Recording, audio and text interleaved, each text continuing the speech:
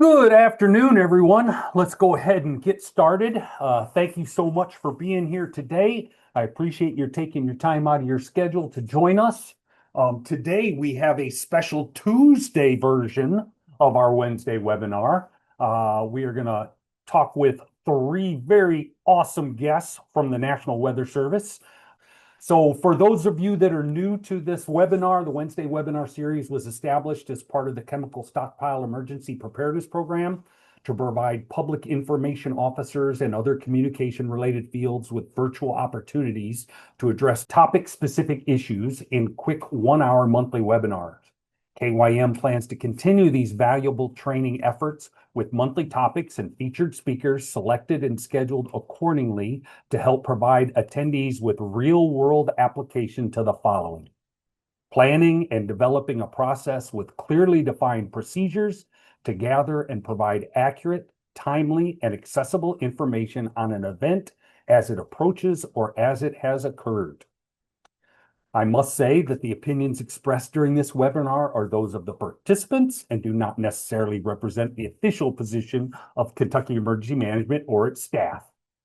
So if you have any suggestions on this webinar, ways that I can improve the attendee experience or suggestions for topics or speakers, feel free to email me anytime. So a quick reminder, I know that our guests are going to speak about this, but Severe Weather Awareness Week is this week. It started on Sunday, March 1st. It's going to go all week. There are several common themes throughout. The big event will be tomorrow, the statewide tornado drill. That's going to happen at 10:07 a.m. In the Eastern, 9:07 in the Central. And I'm sure that our guests are going to talk more about that. If you do not have any information on that, let me know, and I will make sure you get it as soon as we're done with this webinar. So today's objectives: when severe weather threatens your community, the public looks to you for clear, calm, and timely information. Today, we have three National Weather Service warning coordination meteorologists from across Kentucky. I'm going to facilitate a practical conversation designed specifically for communication professionals. This session will not teach meteorology. Instead, it will focus on how to turn weather information into messages people can understand and act on. You'll hear directly from the experts you work with during floods, tornadoes, winter storms, and other hazards. You'll learn how to better use their tools, briefings, and support before, during, and after an event. So with that said, I'm going to stop sharing my screen, and I am going to introduce to you guys. There we go. One more. All righty. I am going to introduce everybody. I'm going to go left to right on the map. So first up on my screen in the bottom left-hand corner is Christine Welgus. Christine received her Bachelor of Science degree in meteorology from Northern Illinois University. She has worked with the National Weather Service in Paducah since March of 2000. As a warning coordination meteorologist, Christine's responsibilities include ensuring consistency and integrity of National Weather Service products and services, conducting safety and preparedness programs throughout the area, and leading education and training courses for partners and the public. Christine, it is great to have you here. Wave at everybody for me. Next up, in the center of the state, we have Mike Kochasik. He is in the Louisville office. Mike is in his 14th year with National Weather Service. He has been the warning coordination meteorologist for the forecast office in Louisville since 2021. Before Louisville, he spent time in Wilmington, North Carolina, working numerous severe weather events related to tropical cyclones, hurricanes. Mike also spent time providing support to state EMA partners in Sacramento during some of the largest wildfires in the state's history. Mike, give me a wave. Lastly, in the east, we have Jane Marie Wicks. She works out of the Jackson office. Jane Marie is from Brandenburg, Kentucky. She is a 2010 graduate of WKU. She worked as a meteorologist intern at the National Weather Service Louisville office. Her first full-time NWS position was in Marquette, Michigan. Go Michigan, my hometown, or my home state. In 2013, she became a forecaster for the Jackson office.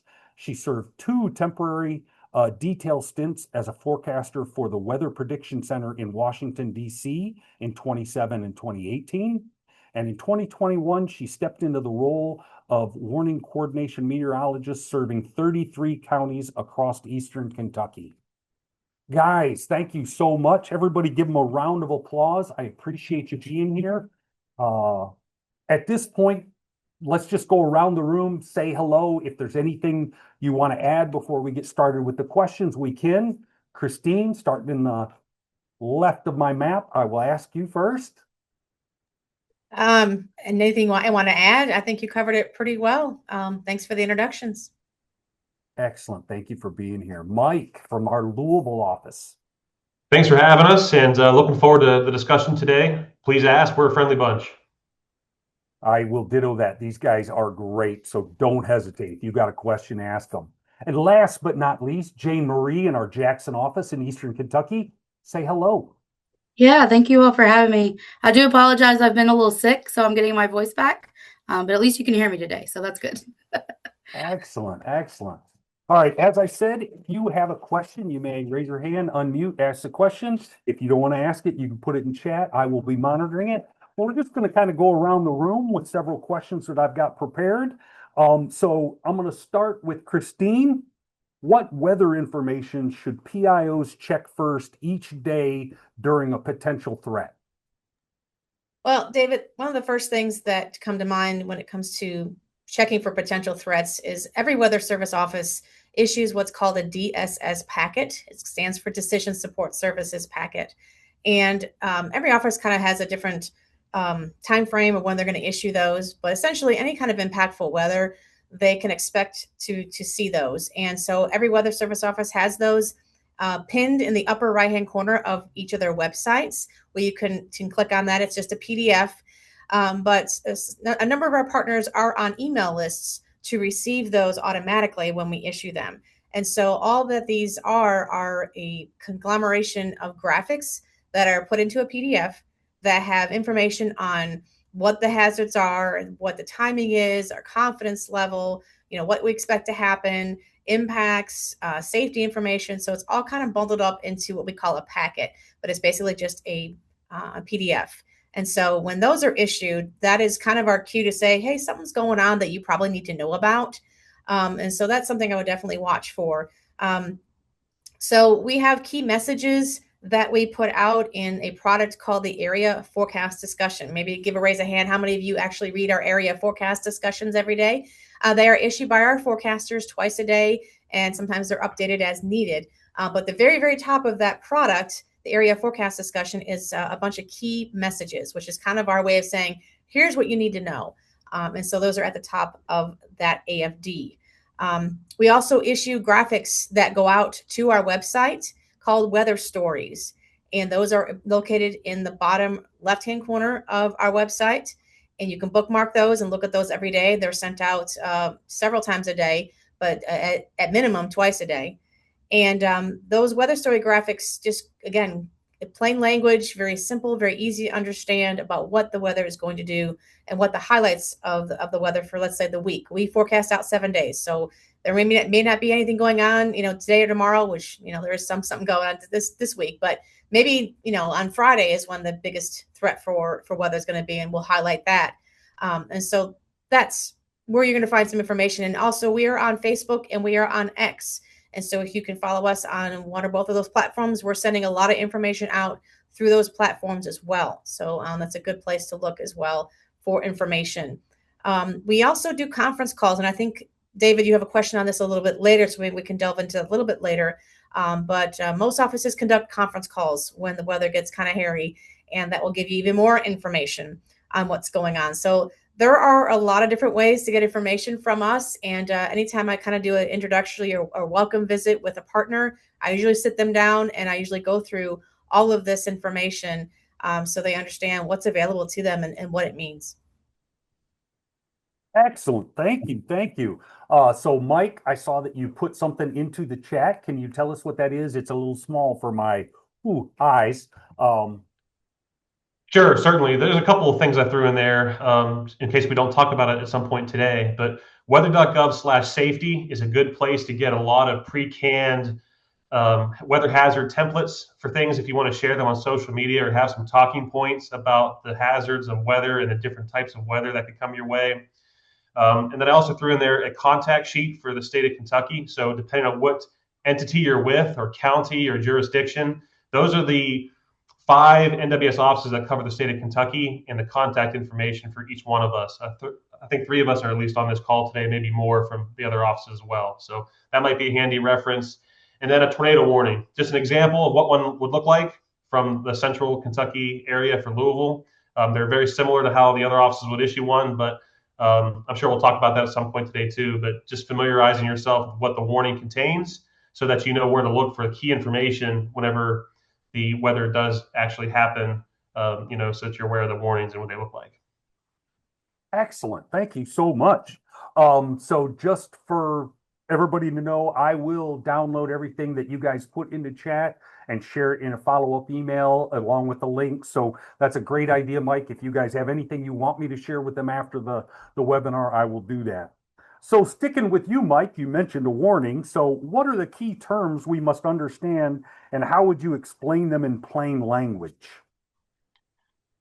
Excellent question. The easiest one to get confused, and we get questions about this all the time, whether it's at a public talk or with emergency management folks like yourselves, is the difference between a watch and a warning. And especially if you're just starting out in this industry with the weather, those do sound very similar. They both start with W, A, something, but a watch means it's possible. Warning means it's happening or about to happen. It's really that simple. So a watch is usually issued ahead of time, hours ahead of time usually, for a large area where there's a forecast. It's basically a forecast for some sort of severe weather, whether it's a severe thunderstorm watch, meaning severe weather is likely with large hail damaging winds. A tornado watch is usually for the spinning variety that you would get, or a flash flood type watch where you could have heavy rains that would bring flash flooding to your area. So something to keep in mind that a watch means it's a forecast, it's possible. But when the warning happens, it's on a much smaller area, usually county-based or even smaller than county, sub-county level.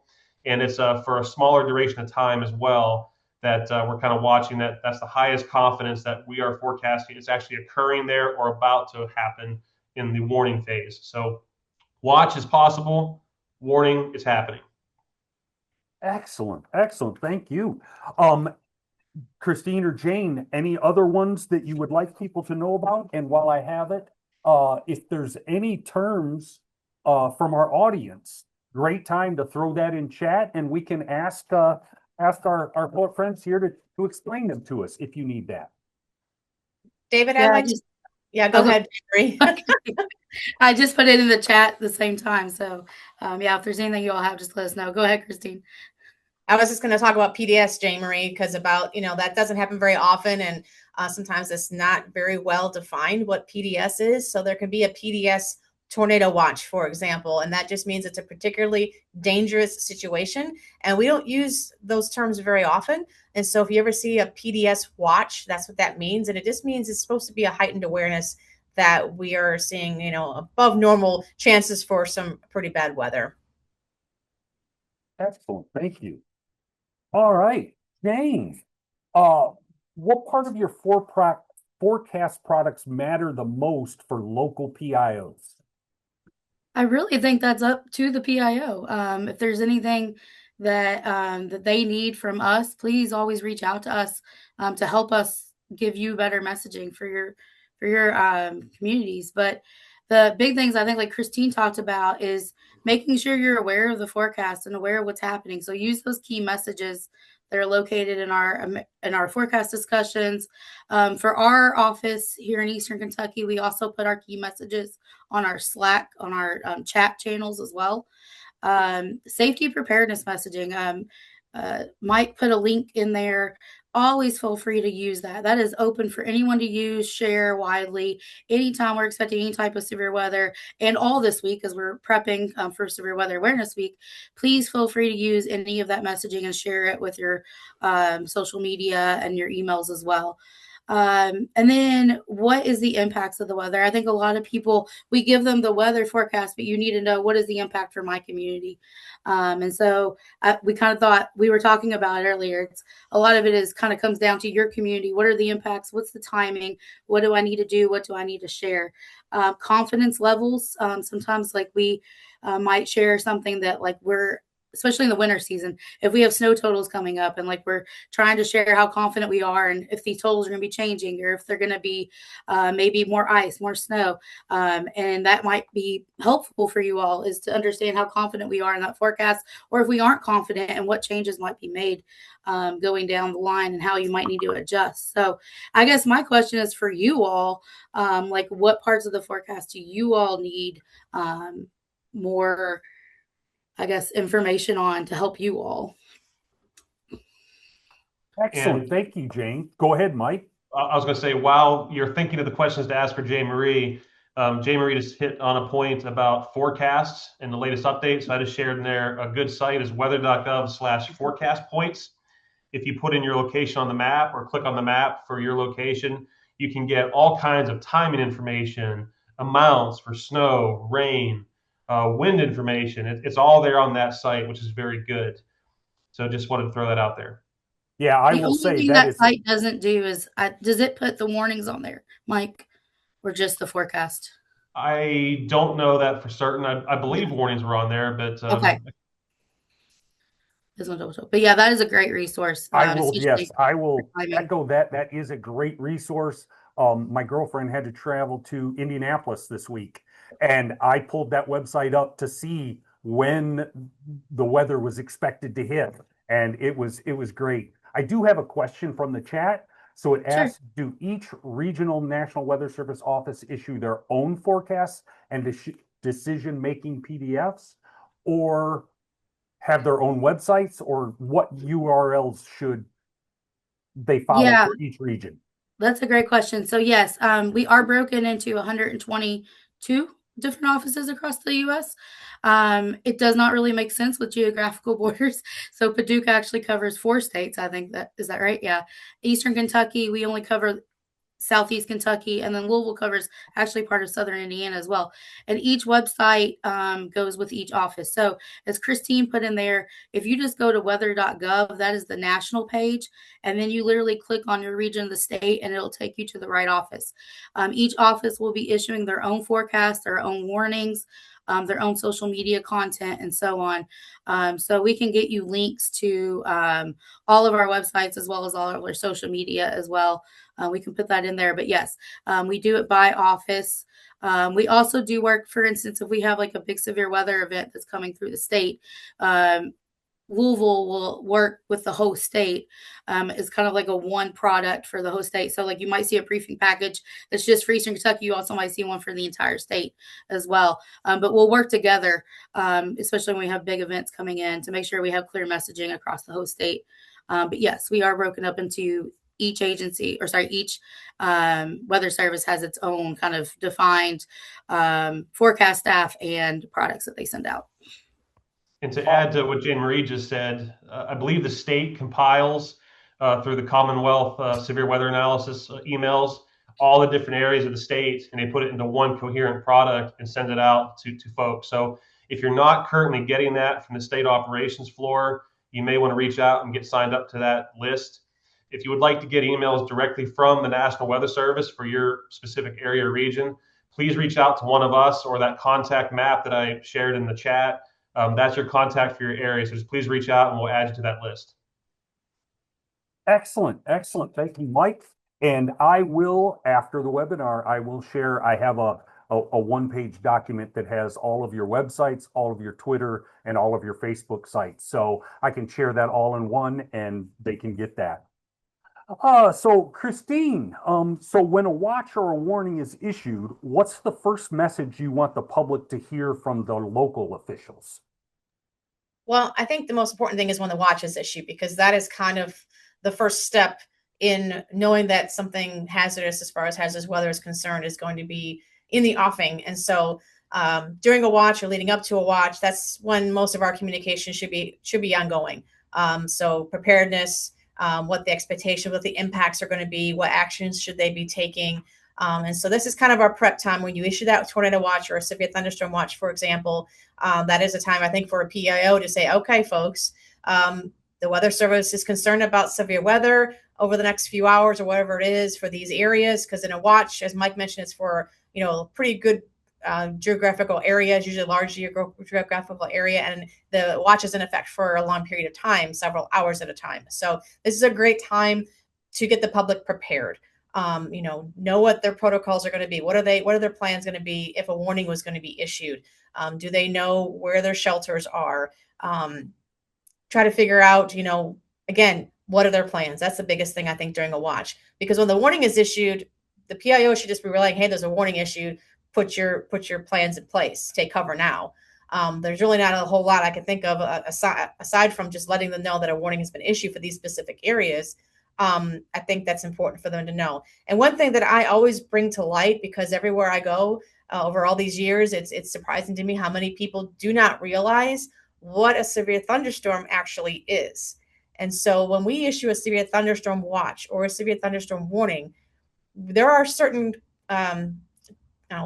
criteria that have to be met for us to it can be considered a severe thunderstorm.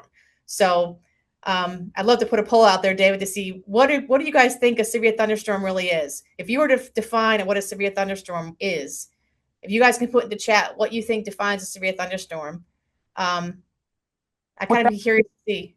Put that in the chat and we'll come back to it after the next question. That'll give you all, everybody in the audience, time to answer that question. And we'll go from there. That sounds great. All right. So I think that's pretty much all I wanted to say with that. Like I said, the watch is a time for a PIO to get information out, safety information out, information about the watch, how long is it in effect for, what areas does it cover, and just get people prepared for, what might happen later on, because the watch is supposed to be in effect before any warnings go out. And so this is a good time to prepare. Excellent. Anything else to add, Jane or Mike? All righty. Okay, so we talked about the most important message coming out first. So what's a common mistake that PIOs make that may undermine the National Weather Service, and how should they avoid it? Mike, what are your thoughts on that? Yeah, that's a really good question, David. I would say in the era of social media, misinformation can get out there just as fast or sometimes quicker than the actual facts. And you have to be very, very careful about the source of information, and rumors can spread wildly. So I think verifying where reports come from, or even a piece of information, that if you think something's going on, always double check with the National Weather Service if it's weather related or some other source. One that comes to mind was last year when the heavy rainfall was happening in February and April about Dick's Dam. That Dick's Dam was failing, and that's why a lot of water was coming towards the city of Frankfort on the Kentucky River. And that ended up being just misinformation that was spread. And if you pay attention long enough through Kentucky's history and all the rainfall we get, that'll come up several times. But just verify where that report comes from, whether it's KYM's operations floor, or call the National Weather Service if it's weather related, and we can help verify or vet any pictures you have or any reports that you've had. And if we don't know, we'll try to find out for you. But that's, I think, a pretty common one that happens. Another one we hear a lot of times too is that we didn't ever get a watch or a warning with that weather that happened, especially if it's damaging related. So a lot of times that just means that there was one in effect, a warning or a watch, but maybe that person didn't receive it a certain way. We always preach have multiple ways to receive watches and warnings for that very reason. Some people rely too much on one source and it doesn't actually come through for them.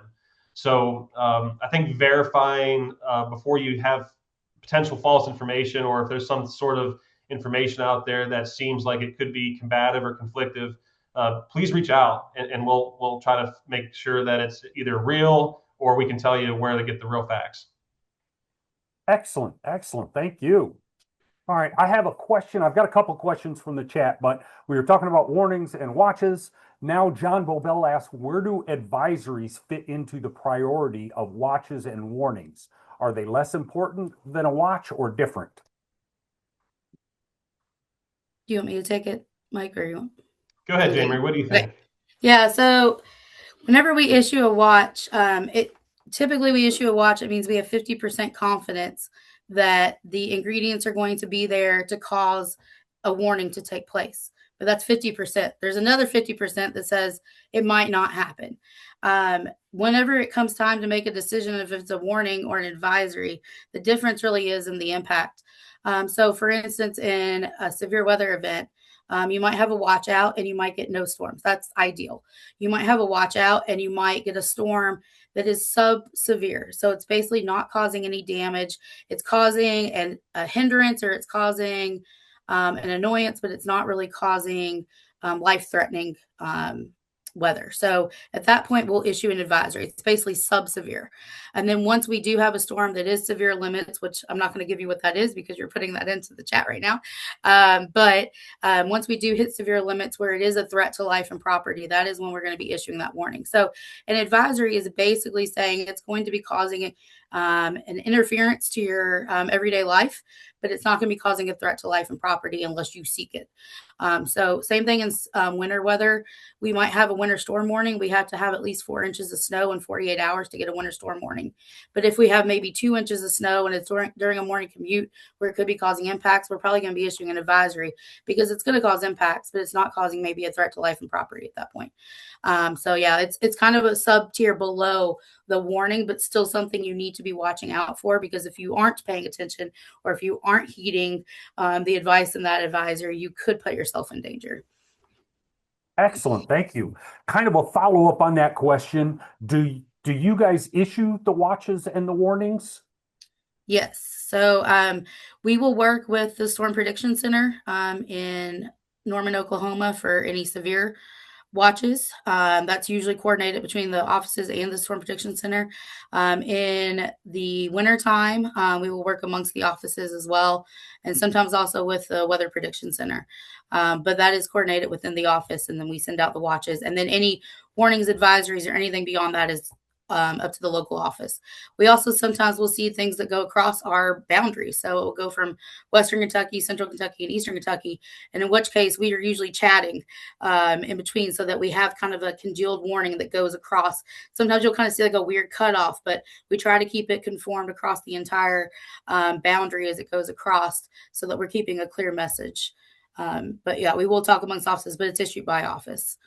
Excellent. Thank you. Thank you. All right, another question. Ian Burkett, one of our KYM area managers, asked if you could touch on the local event support that you offer. He says it's a great resource. He thinks that people don't know about it. It's a secret. Mike or Christine, either one? I don't think it's a secret. It's just not well publicly advertised because we can't support every Bob's Backyard Barbecue out there. However, if you're a part of emergency management, we want to support your events. So I'm going to send a link here in the chat that you can request, and please don't share this publicly, but this is for folks that are with KYM or some kind of PIOs. You can submit a request for an event, whether it's a fair or a festival or anything going on that has potential for life and property impact, then we want to know about it and we want to help you out with weather forecasts ahead of time. So this is a Central Kentucky link here. So if you're in Eastern or Western Kentucky, this might not be the right link for you, but don't worry about that. If you submit it to this link, we'll make sure it gets to the right place on our side here at the office. But there is a specific office link for each office. So if you are unsure about what that link is, please reach out to one of us on that map for the contact, send us an email, and we'll get you that specific link for you. Excellent. Thank you so much. And I will kind of say that I'm guessing Kentucky Emergency Management could help support that as well. If the local emergency management office needs some support in that way, they can funnel that up through us and we could help support as well, I'm guessing. Absolutely. Excellent. All righty. Okay. So let's go to another question. How do you explain forecast uncertainty and model disagreement to PIOs who need to kind of translate that technical language for the non-technical audience? I guess I can take this one. So again, in our job, it's a very technical job, right? Meteorology is not easy. And we talk in a lot of acronyms and a lot of technical terms.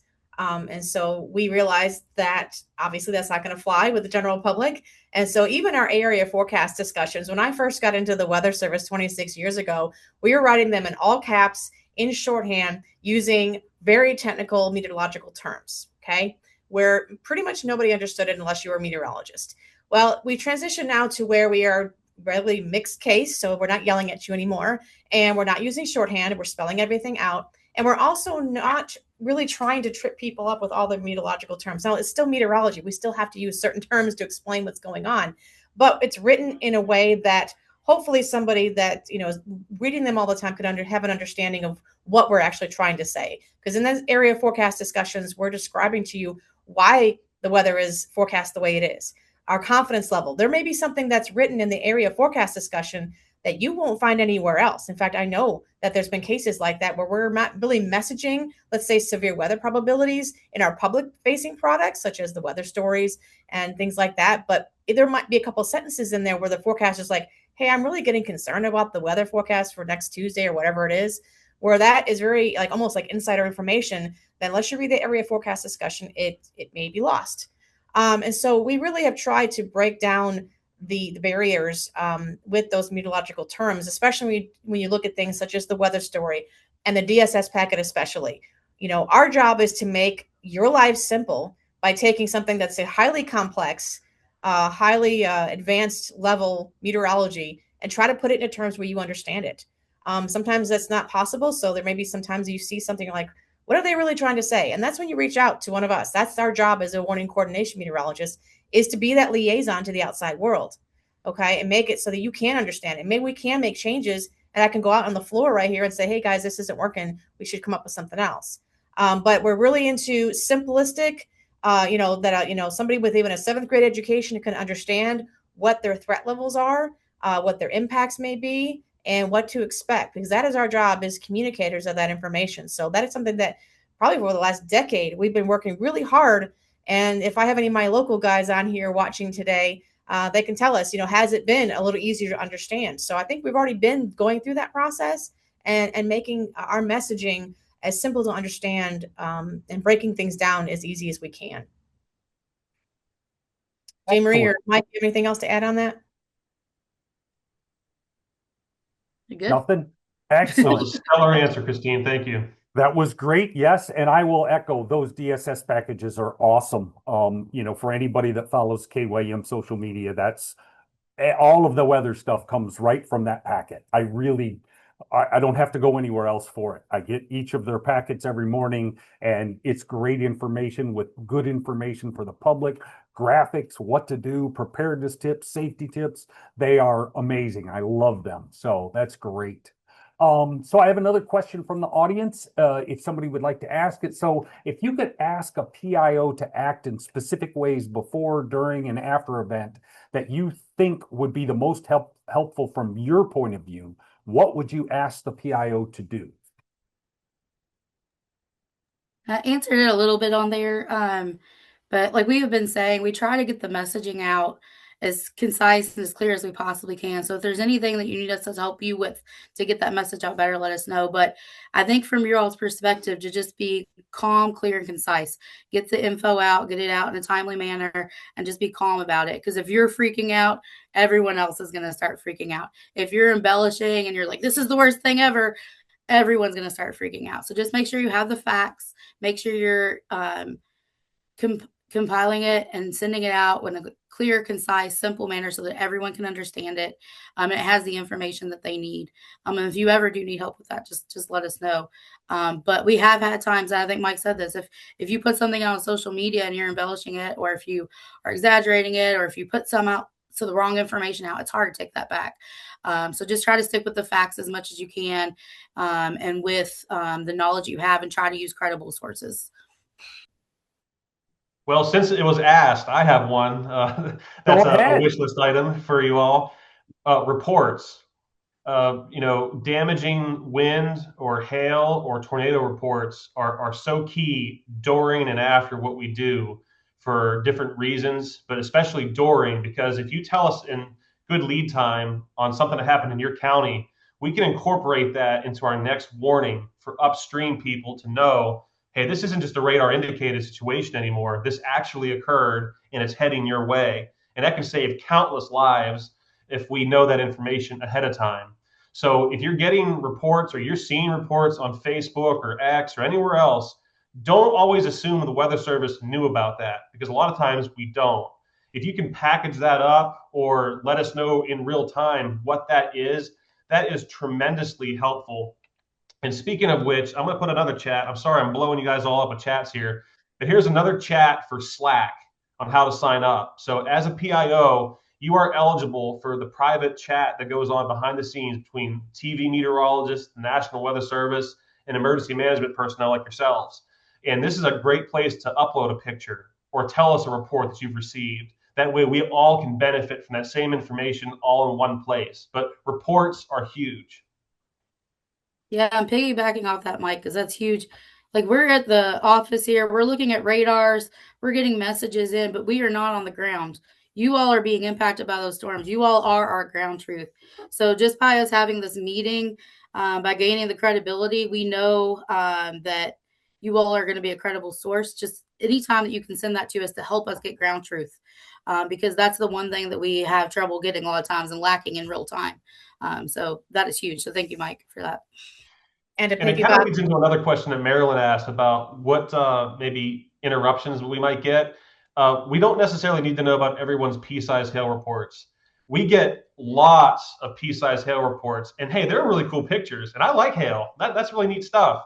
But we only really care about the big, large hail that's like quarter size or greater. That's the one types of hail sizes that could do property damage or be life-threatening. So if you have a little bit of hail, not a huge big deal, but if you start having large hail or damaging type winds where trees are snapping, I mean, branches fall a dime a dozen with any storms we get. But if you start seeing really, really large branches, things that are like landing on cars and doing damage, life-threatening stuff, trees snapping, house damage, that type of thing, that's the type of damage we want to know about.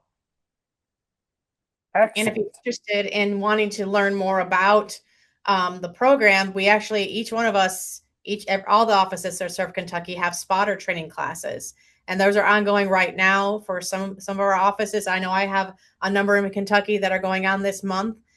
So that's how you kind of learn about every office and what they're looking for and how to make those reports and things like that. So if that's something that interests you, please check out our websites, depending what area you're in, and see what kind of spotter training classes are available in your neck of the woods. Excellent. So I've got a question in the chat. My good friend Kyle Shepard, she works at the zoo in Louisville, so she's not technically emergency management, but she thinks the Slack chat would be very helpful to her because they've got a lot of people that can be there at the zoo. Is that an option for her? It depends. We'll look at your case. Please apply, and we'll look and we'll reach out for more information if we need it. It's mainly for emergency management personnel and broadcast media that need like conversations back and forth. But if you're not eligible for chat, I bet you're eligible for other services we offer too to get that same information. So I don't want to stop you from applying. Please throw in your application, and we'll reach out if we need some extra information from you. All right, excellent. Another question, Stacy Funcannon asks, so in the past, she's always gone to the Storm Prediction Center out of Norman, she grew up in Kansas, for information. How do you align your information coordination between the NWS and the SPC? I can take this one. We talked a little bit about it earlier. We will not issue a watch unless it's SPC's issuing it, and we're in coordinating with them. But we were talking about your watch and your warning. But before there's ever a watch and before there's ever a warning, a lot of times there's an outlook. In fact, we were just discussing before this call, our statewide tornado drill is tomorrow, but there is a marginal severe weather risk tomorrow as well. So do we need to postpone or not? We ultimately decide we're not going to postpone it, but you can start looking days in advance, usually 3 days in advance, sometimes 4, as what your outlook is going to be. And that is the SPC website. Let's see, I'll just put it in here real quick. Well, actually, I'm going to let Mike put it in there if that's okay, or Christine. But if you want to go to that website, you can look at your outlooks. If we are expecting an outlook where we're more than a marginal risk, and sometimes even marginal, depending on what the weather type is going to be, that's when you're going to start seeing us message. So that's when our briefing packages are usually going to start going out. And that's usually when we're going to start talking about potential impacts coming up in the coming days, whenever that outlook is expected. That does not mean that everywhere in the outlook is going to see severe weather. The worse the outlook, obviously, the more we're going to be messaging, the more concern we're going to have, but it's a very large area. As we get closer to the day of, usually that watch is going to be a smaller area of that outlook. And it's basically saying that these are where the ingredients have set up that could cause those storms to develop. And then, like Mike said, that warning is going to be a subsection, a much smaller, usually less than a county, of where that storm did actually set up, or multiple storms. But yes, SPC is a great place to go look. Also, they have really good discussions. We were talking about our discussions. They also have direct discussions. So you can see what they're thinking of in the next 3 days or 4 days. But if you start to see an outlook where we're highlighted, you're probably going to start to see messaging from the Weather Service as well. And also, you can feel free to reach out and kind of just see what we're thinking at that point. Great. All right, moving on. What NWS products, trainings, or data streams do PIOs underutilize, and how could better understanding of those tools improve their messaging? I know that we've talked about a couple already. Do you have any others or more information on what you've already talked about? That's fine.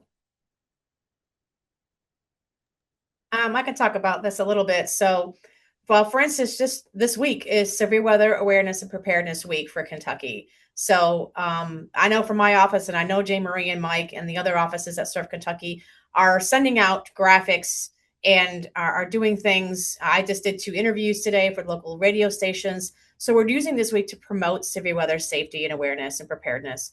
And so I think utilizing some of that, resharing the information from your local weather office to help boost awareness that this week is going on. I know, for instance, on our webpage at the Paducah office, I have a webpage dedicated to this. It's on the top news headlines, and I have all the graphics there that we're sending out in case you wanted to send out your own graphics. But we have all kinds of graphics that can help raise awareness, and I think that's underutilized.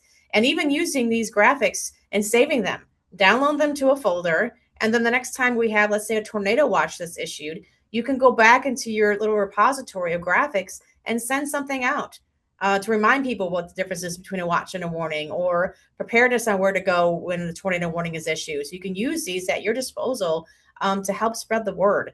So it's not just about this week. It's about understanding what's available to you so that you can use them when we have severe weather that strikes. So, for instance, all of the area EMs that are on here, I know I have area 1 and area 2 in my CWA, my county warning area, and I attend those meetings as much as I can. So that's a great, event to go to make sure you're speaking with your local warning coordination meteorologists at their local offices. A lot of offices have workshops. I know I have a workshop coming up in Paducah on March 25th. That we have. This is kind of like a gathering for about 3 hours, and to kind of update people on everything Weather Service Paducah has to offer. And I know Jay Marie and I both have something called the Kentucky Weather Preparedness Committee. So there's lots of different, workshops and meetings and things like that where you can integrate yourself more fully into the Weather Service realm. And let's see what else. Tabletop exercises. We would love to be part of your tabletop exercises. No matter how big or no matter how small, we can help build a tabletop exercise for you, depending on what you're looking for. I've done plenty of those. And then, as mentioned before, the DSS requests.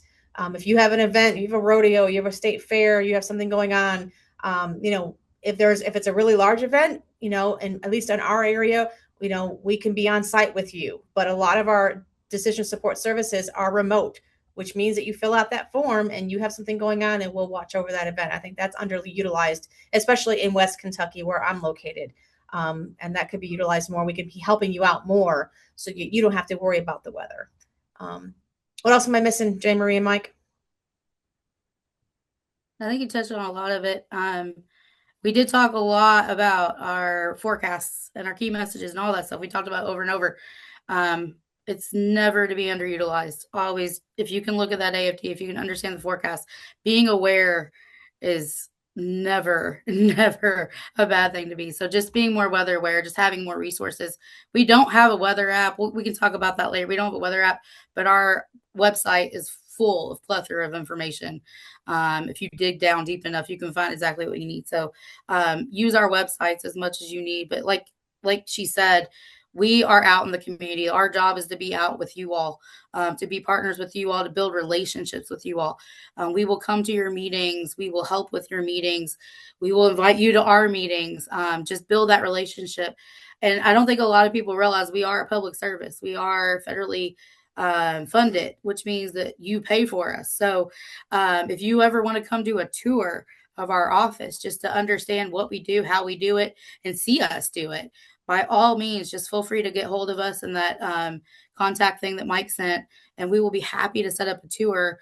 And it could just be you, it could be some people from the county, but just it's a better way for you to meet the forecasters and to understand how we do what we do. And then also for us to have a conversation so that maybe we can help you better in the future too. I wish I had a flashing neon light that, in case you missed it, call to action. Christine said, call to go to that website, weather.gov/safety, all kinds of graphics on there. Now's the time ahead of time before severe weather hits. Peruse that site and download all the free resources that are available. They're already made for pre-canned templates for posting right to Facebook, social media, any platforms you want. And it's there for free because we like you all. So go do that now. Call to action. Go get that stuff for free now so that you're ready ahead of time. I will echo that. Go to these websites. There is so much information there. It's not a negative, but you may go. It will take you a while to explore all of it. So make yourself familiar with it. So excellent. I want to do a little follow-up. Mike, the Louisville Zoo was actually asking about the event support as opposed to the Slack conversation. So is the event support something that you would do with the Louisville Zoo? The proper chain of command is that we support emergency management at the county and state level. So what I would suggest is reach out to Jody Myman and his folks there at the Louisville Metro, and more likely than not, they'll give you a thumbs up. And as long as they have a thumbs up, our thumbs are up too. So I would start with Jody and his team over at the Louisville Metro. Awesome. Awesome. All right. I'm going to go back in the chat a little bit. If I can find his question, we got Roland and I didn't get a chance to ask it. Bo asks, how can local EMs, PIOs conduct a public info campaign to get more people to purchase automatic reporting weather stations in their jurisdictions that feed to the National Weather Service for real-time situational awareness? And then also, are there any grant funds available for large-scale purchases of weather stations? Does this touch on or integrate with the Storm Ready program? Anybody want to? That is a great long-winded question. And if you need to answer this offline, I will make sure it gets to the group. There's a lot of pieces there in play, and yes, the programs do exist. That might be better to take offline, to be honest, David. If you can capture that question, I could certainly, I have some things that come to mind that we could help with to answer that. Excellent. I will capture that. I will send it to you three. When you guys respond, I will send it out to everybody that attended. So thank you for the question, Bo. Oh, yep. Bo is clapping that answer. He's liking that. Oh, I will say one thing real quick too. Go Maybe ahead. not necessarily for the weather stations, but weather radios. We will help with campaigns for weather radios by all means, but there is grants available out there through KYEM. But weather radios, just to make sure people are getting notifications in addition to weather information. So never underestimate the power of the weather radio still. Awesome. Let's see, moving on. We've got a couple of more minutes here. All right, here we go. I think we've touched on this once, but I'm going to give you another chance to answer. What situational updates from local agencies would help you during an event?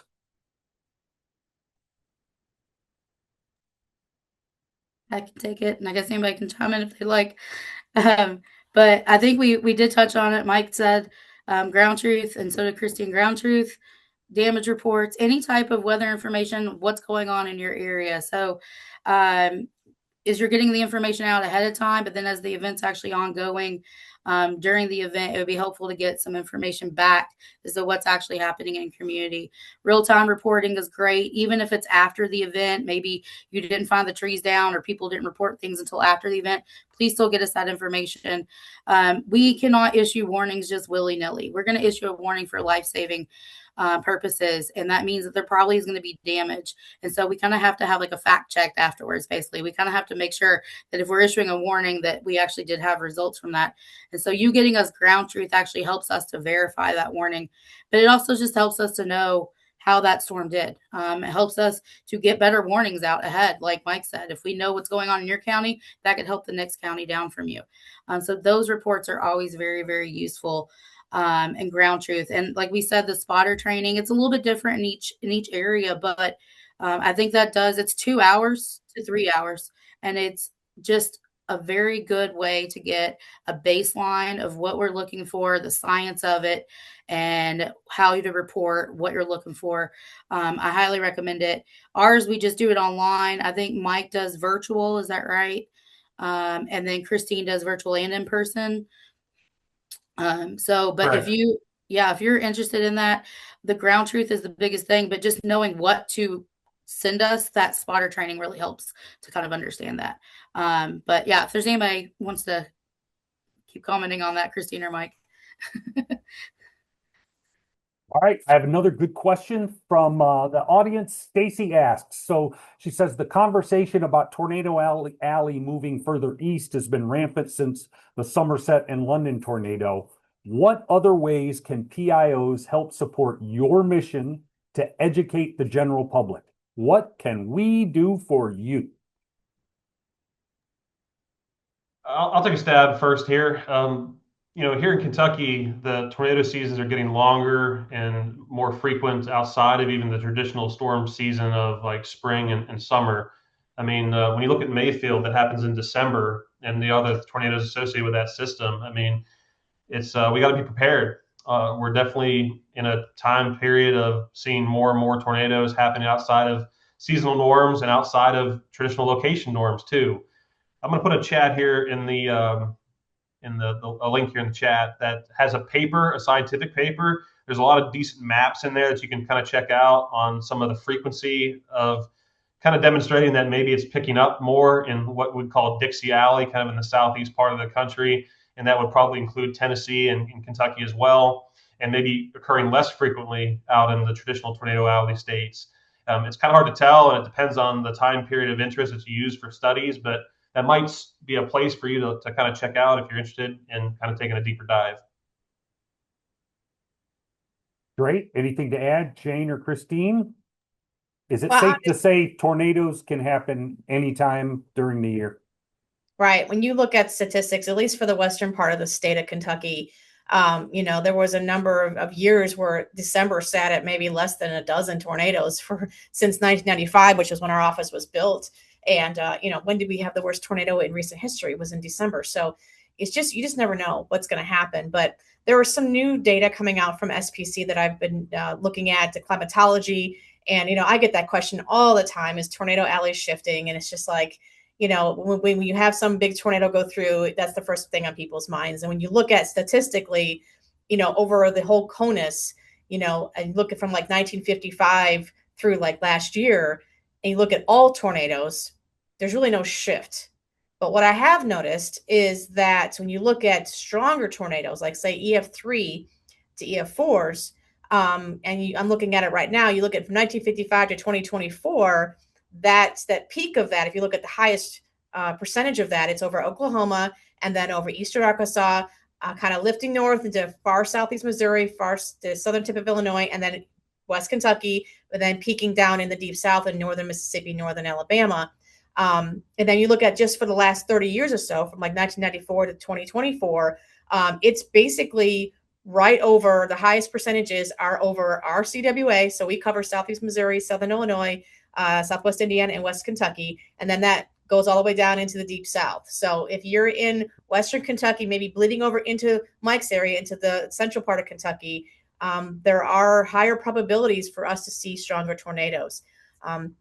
So, again, when you're looking at climatology, you're looking at data, just remember, you're only talking about a very small snippet in time. We don't have data that goes back 300 years to be able to figure out, is this just a thing that happens? We don't know because we don't have the data. So when you're looking at a very small subset of data, just remember that that's what it is. And it may be hard to discern what's actually happening, or how it's shifting, because we don't know.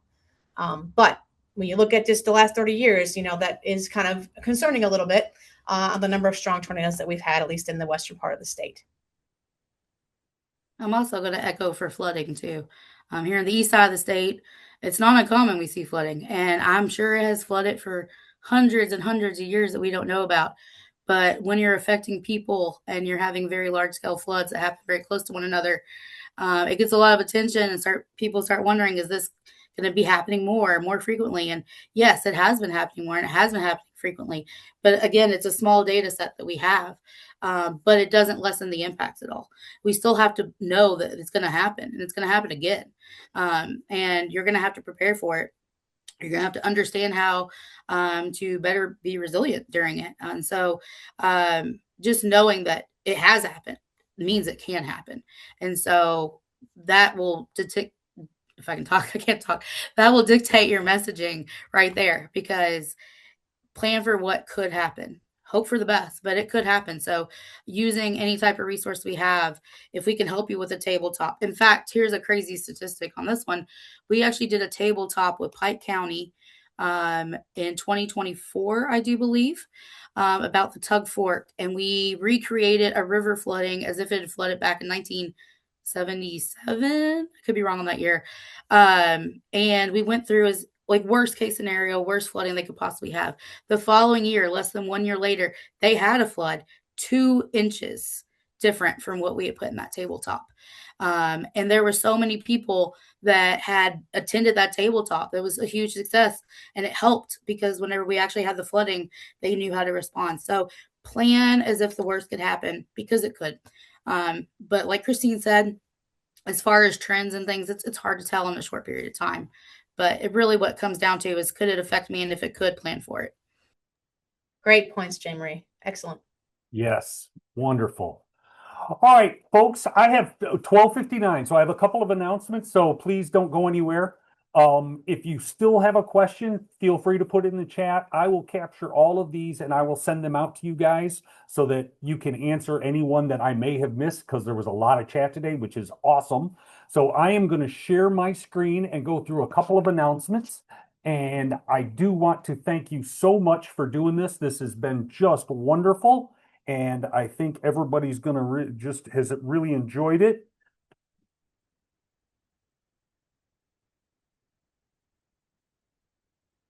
So just a reminder, we do have the tornado drill tomorrow. It will be 10:07 Eastern Time, 9:07 in the West. There's lots about that on social media. If you have any questions, feel free to send any of them to me, and I will direct them to the correct National Weather Service, or contact them directly. They would love that. You guys all have my contact information. Feel free to email me, text me, call me anytime if you have any suggestions. Upcoming schedule, we do have another webinar scheduled for April 15th. I don't have all the details or the registration open yet, but I do have Ariana Donnelly coming from Government Social Media. It's going to be a good presentation. And then in May, I am working on something for alert notification registration. So we have some stuff coming up. I will send you all emails and let you know when registration is open. One last time, help give me a virtual round of applause for our 3 speakers. You guys were great. Thank you so much for doing this. Do you have any last words for anyone? Anything that you missed? Anything you want to say? The floor is now yours. Yeah, I just want to thank you all for everything you all do. I mean, we can't get the information out without the help of you all helping to support us, get that info out. And then also, like we said, getting info back to us as well. So just thank you for everything you're doing. And if there's anything you ever need help with, feel free to reach out to us. Echo that wholeheartedly. Thanks for all the work you do, and please don't hesitate to reach out. It's been fun talking to y'all, and if there's any questions we didn't get to, please reach out and ask away. Yep, I concur with my colleagues. This is why we're here. We're here to support you all. So don't be a stranger, and never be afraid that you're bothering us, because you're not. We're here to help you. So please reach out, and whatever you need, we'll get you. Thanks. Excellent. Thank you, everyone. Enjoy the rest of your day. I appreciate you being here. Be safe.